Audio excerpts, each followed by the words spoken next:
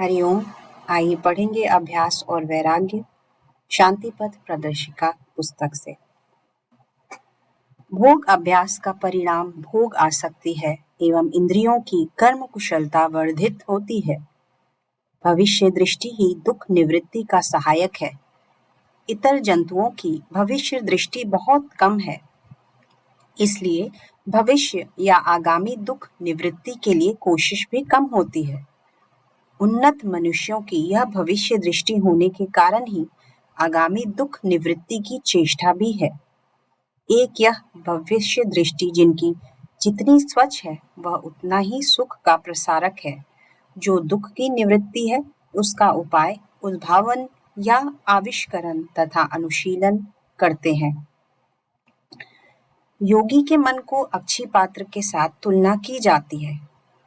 मकड़ी का सूक्ष्म जाल आंखों में लगने से पीड़ा होती है, किंतु शरीर के अन्यत्र लगने से बोध ही नहीं होता। योगी का चित्त भी उसी प्रकार का है, इसलिए वे अनागत दुखों के सूक्ष्म अति सूक्ष्म कारण समूहों को दूर करने के लिए सचेष्ट होते हैं। सामने का उपस्थित सुख भोग उनको विचलित नहीं कर पाता। इस त्याग के विषय में धनी दरिद्र में कोई अंतर नहीं है। जिसका जिस भोग्य विषय के द्वारा मन पूर्ण है उसी भोग्य विषय का त्याग करना ही त्याग है। उसमें विराग करना ही यथार्थ वैराग्य है। बहुवित्तशाली व्यक्ति ने अपने प्रयोजन के अतिरिक्त अविशिष्ट धन से बहुत दान किया और एक व्यक्ति दीन दरिद्र है।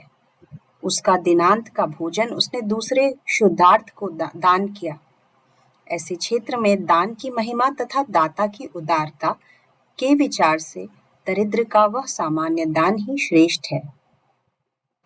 दरिद्र के अल्प अन्नदान की तुलना में धनी दत्त बहु अर्थ से बहुत लोगों का ऐहिक भाव कुछ मिटा सकते हैं, किंतु दाता व ग्रहिता के मन के ऊपर प्रभाव विस्तार करेगा। दरिद्र का वह दान जो उसने अपने को रिक्त करके सर्वस्व दान किया है। अवदान शतक में एक कथा भी है। अनाथ पिंडत किसी समय में बुद्ध देव के योग्य भिक्षा संग्रह करने के लिए श्रावस्ती नगरी में भिक्षार्थी होकर भिक्षु श्रेष्ठ बुद्ध के लिए सर्वश्रेष्ठ दान मांग रहे थे। राज्य के सभी लोग अपना श्रेष्ठ उपहार लेकर उपस्थित हुए, किंतु कुछ भी अनाथ पिंडत के निकट प्रभु के योग्य भिक्षा रूप में विवेचित नहीं हुआ। वे शून्य हाथ क्रमशः महानगरी का पथ अतिक्रमण कर अरण्य में प्रवेश किए। वहां पर एक दीना नारी ने अनाथ पिंडत की प्रार्थना सुनकर अपने को किसी तरह जंगल की आड़ में छिपाकर अपने एकमात्र छिन्न वस्त्र को ही बुद्ध के योग्य भिक्षा समझकर बुद्ध के चरणों में अर्पण किया। राजा, धनी, महाजन, सेठ इन लोगों की अजस्त्र धनराशि की तुलना में भिखारिणी का छिन्न वसन ही श्रेष्ठ दान है, क्योंकि भिखारिणी ने अपना सर्वस्व दे दिया था। भोग और त्याग के विषय में लोग कहते हैं भोग के द्वारा त्याग होता है। यह सिर्फ बात की बात है, बस। त्याग का अर्थ ही है भोग का त्याग। भोग का संस्कार जब अत्यंत प्रबल है तब थोड़ा बहुत भोग तो अनिवार्य है। भोग से भोग का संस्कार, फिर उस संस्कार से पुनः भोग होगा। किंतु विषय वस्तु के भोग के अंतराल में जो अवकाश मिलता है उस समय भोग की दुख बहुलता यानी अत्यधिक दुख के स्मरण से ही त्याग का भाव उद्भव होता है, एवं त्याग की सुख बहुलता यानी अत्यधिक सुख के स्मरण से ही त्याग का संस्कार वर्धित होता है। इसी तरह से भोग के संस्कार का अभिभव तथा त्याग के संस्कार की वृद्धि होती है। जिसके भीतर अंतर्मुखता का संस्कार बहुत कम है उसको थोड़ा बहुत बहिर्मुख का कार्य करने देना ही पड़ेगा। इससे ये नहीं समझना चाहिए कि बहिर्मुखता से अंतर्मुखता उद्भूत होती है। त्याग के संबंध में एक विषय में सभी को विशेष सावधानी रखना उचित है, वह है मान लिप्सा। बाहर बहुत कुछ त्याग करने पर भी अनेक समय ही मानलिप्सा हम लोगों के यथार्थ त्याग के पथ में दुरतिक्रमणीय अंतराय होकर खड़ी हो सकती है। क्योंकि मैंने कुछ भोग्य विषय का त्याग किया है, अतः अब सभी लोग मुझे सम्मानित करें। इस तरह की मानलिप्सा मूलतः प्रबल अवैराग्य है। भोग और त्याग के संबंध में और भी एक भ्रांत धारणा किसी के मन में आती है।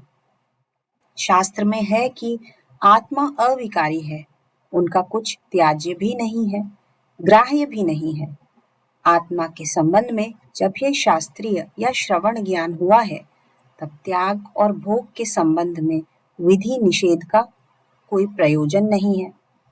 इस प्रकार की युक्ति मात्र आत्म प्रवचना ही नहीं, बल्कि लोगों की नजर में स्वीय सदाचरण की साधुता प्रतिपादन की कोशिश है। जब तक आसक्ति है, तब तक त्याज्य ग्राह्य भी है। यह सत्य है कि विधि निषेध के अतीत एक अवस्था है, किंतु विधि निषेध आदि शील सम्यक पालन करके उसमें प्रतिष्ठा होने पर तभी वहां पहुंचा जा सकता है। केवल श्रवण मनन जात ज्ञान से वह संभव नहीं है। जिस प्रकार से संदेश नामक मिठाई का नाम सुनकर एवं संदेश नामक मिठाई का उपादान जानकर लोगों का पेट नहीं भरता या आहार जनित तृप्ति नहीं होती, उसी प्रकार मात्र श्रवण कर या केवल जानकर ही फल लाभ नहीं होता है। वैराग्य के संबंध में और भी एक आपत्ति की बात सुनने में आती है। कोई कहते हैं, यदि चीरकाल बराबर त्याग करते रहें तो उस तरह शांति होगी कैसे? बात तो कुछ सत्य है, कारण कैवल्यम माध्यस्थ्यम अर्थात माध्यस्थ्य या राग द्वेष शून्यता सिद्ध होने पर ही कैवल्य होता है। किंतु जब तक आकर्षण है, लोभ है, अच्छा बुरा स्वार्थ परार्थ बोध है, तब तक माध्यस्थ कैसे संभव होगा? माध्यस्थ का अर्थ है साम्य भाव, इस पक्ष में भी नहीं, उस पक्ष में भी नहीं। राग द्वेष समूल से उत्पाटन नाश न होने तक पहले पहल त्याज्य ग्राह्य भाव के साथ चलना होगा। माध्यस्थ वृत्ति की आड़ में मन को सांत्वना देना एवं लोगों को ठगना चल सकता है, किंतु माध्यस्थ की शांति नहीं पाई जा सकती। आसक्ति रूप आकर्षण रहते माध्यस्थ में स्थिति नहीं हो सकती। आसक्ति त्याग के लिए ही भोग्य विषय में हेयता बुद्धि का प्रयोजन है। वस्तुतः विषय वस्तु के मूल में अच्छा बुरा हेय उपादेय नामक कुछ भी नहीं है। हम लोगों का चित्त सुख भोग जनित राग संस्कार के वश किसी में आसक्त होता है और उसमें बाधा पाने पर विद्विष्ट होता है।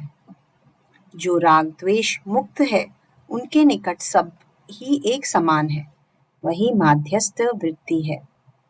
त्याग वैराग्य साधन में भी हेय उपादेय के अतीत यह माध्यस्थ वृत्ति का रूप क्या है, उसके आभास की उपलब्धि करने की चेष्टा करना उचित है। उदासीन साक्षी स्वरूप दृष्टा भाव हम लोगों के अहम बोध का मूल है, इसलिए अभी कल्पना करना या उसका स्वाद पाना हम लोगों के मन की सर्व भूमियों में ही संभव है। समाधि के द्वारा उसमें स्थिति होने पर ही समस्त कर्तव्यों का अंत होता है। उपनिषद भी कहते हैं, साधन की प्रथम अवस्था में परोपकार आदि कार्य त्याज्य नहीं है। वस्तुतः परोपकार साधन में हम लोग अपना ही उपकार करते हैं। मैत्री आदि करने से अपनी ही शांति होती है। उसी प्रकार दूसरे का अपकार करने से हम अपना ही अपकार करते हैं, हम ही पिछड़ जाते हैं। द्वेष हिंसा का संस्कार दृढ़ होता है। ऐसी दृष्टि से ही हम लोगों को समस्त कर्मों में प्रवृत्त होना उचित है। त्याग वैराग्य बाहर भी है, मन में भी है। संकल्प कल्पना त्याग करने पर ही बाहर का त्याग भी अपने आप ही सिद्ध होता है। इसलिए असली वैराग्य या त्याग मन में ही है। केवल बाहरी त्याग होने से ही वैराग्य होता है, ऐसा नहीं है। भगवान बुद्ध 3 ही चीवर या वस्त्र व्यवहार करते थे और एक भील केवल एक कौपीन व्यवहार करता था। इससे बुद्ध की तुलना में भील अधिक त्याग वैराग्य संपन्न है, ऐसा नहीं समझा जाता, क्योंकि भील पाने पर कितनी चीजें ले सकता है, उसकी कोई गणना नहीं, किंतु बुद्ध त्याग ही जिनका आदर्श है, वे 3 चीवर या 3 वस्त्र के अलावा अधिक कभी नहीं लेंगे। शांत दांत होकर यदि कोई सामाजिक व्यवहार के अनुरोध से अलंकृत भी हो, फिर भी वह व्यक्ति अशांत अदांत व्यक्तियों की तुलना में श्रेष्ठ है। इस बात को भगवान बुद्ध भी कह गए हैं। ईसाई मत में जो आत्मनिवेदन सेल्फ सरेंडर की बात है, उसका भी अर्थ है काय तथा मन से त्याग। मन ही मन भोग का अर्थ है विषयों का संकल्प कल्पना पूर्वक भोग। अतः मन से त्याग करना हो तो संकल्प कल्पना का भी रोध करना पड़ता है।